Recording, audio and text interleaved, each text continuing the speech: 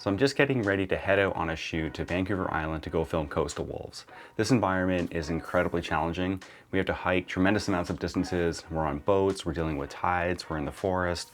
And so I like to strip my kit down to the absolute bare minimum. And in this video, I'm going to show you exactly what I bring on a shoot like this.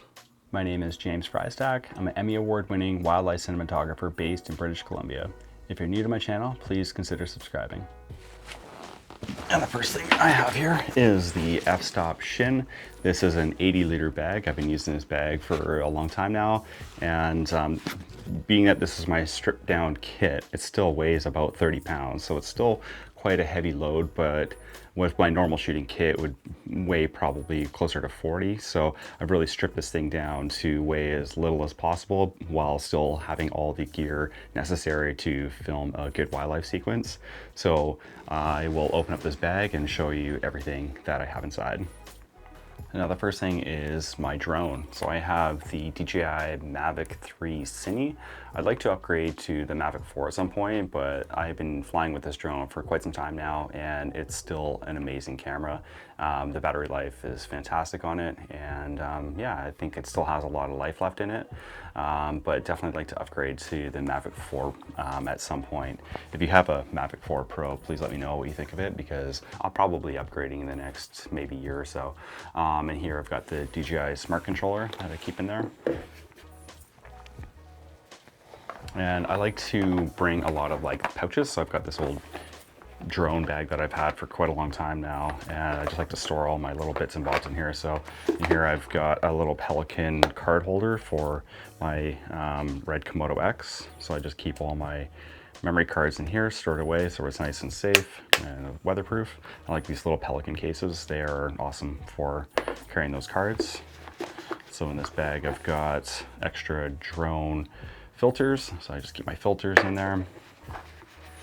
I've got my variable ND and my clear ND cartridges for my Komodo X, and I'll show you what I do for my ND when I show you the camera kit. And I also like to have my red tool. So it's got a bunch of hex keys and Allen keys and flat blade, and I never travel without this, because when you're out in the field there's, you know, a good chance that you might have to repair something or tighten down a screw that's come loose. So it's really useful to have while out in the field. Next is my battery bags. So I've got these little LiPo bags that I bought on Amazon. I could fit 3 V-locks in here. So I'll have 1 V-lock on the camera, and I'll keep 3 spares fully charged, ready to go while in the field. Sometimes I'll only bring 2 or 3 batteries with me, depending on what my objective is for the day. Sometimes when I'm hiking many kilometers in one direction, I only want to strip down to the bare minimum. So sometimes I'll risk it and only take 2 batteries with me.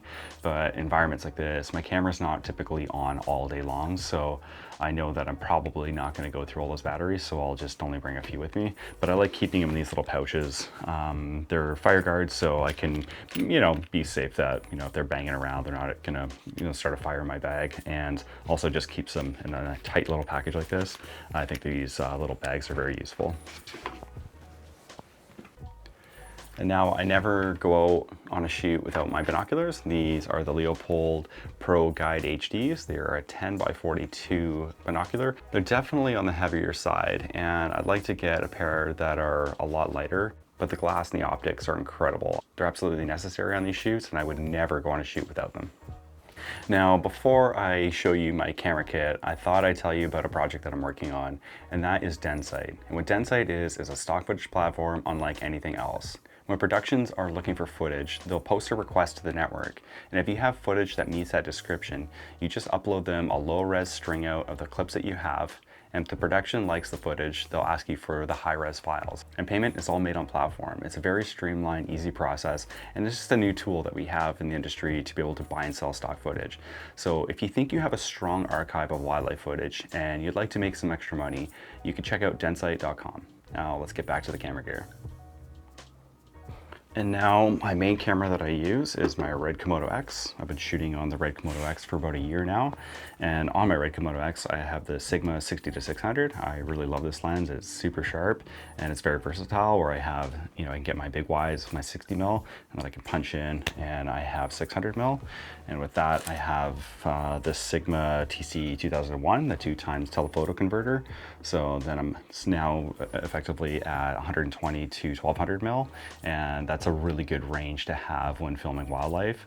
And when I talk about my ND filters and how I use ND, is I've got this Meike drop-in filter mount, and yeah, I've really been liking this. So in the back here, I can choose to have my variable ND, or I can insert the clear one when I need a little extra light.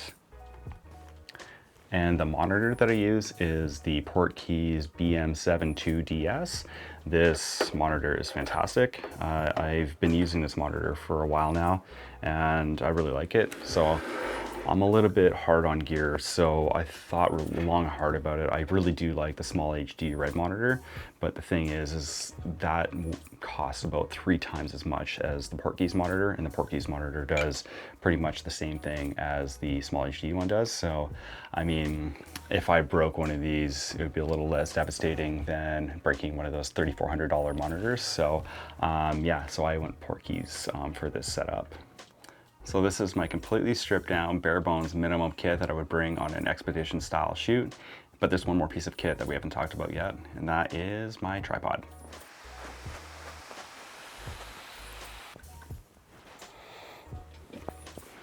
Now this is my head and legs. This is an old cartony Delta that I bought on Facebook Marketplace. Now, I thought long and hard about when I was in the market for buying a new fluid head, and I really wanted the O'Connor 1040, but that head is about, I think it's about $12,000, and I'm pretty hard on gear, and I take it to very remote, very rugged places, and I know that that tripod is going to take a beating. And so I found this like older cartony Delta, and it's been awesome. I really like it, and it's like pretty lightweight, especially when I have my cartony carbon fiber legs.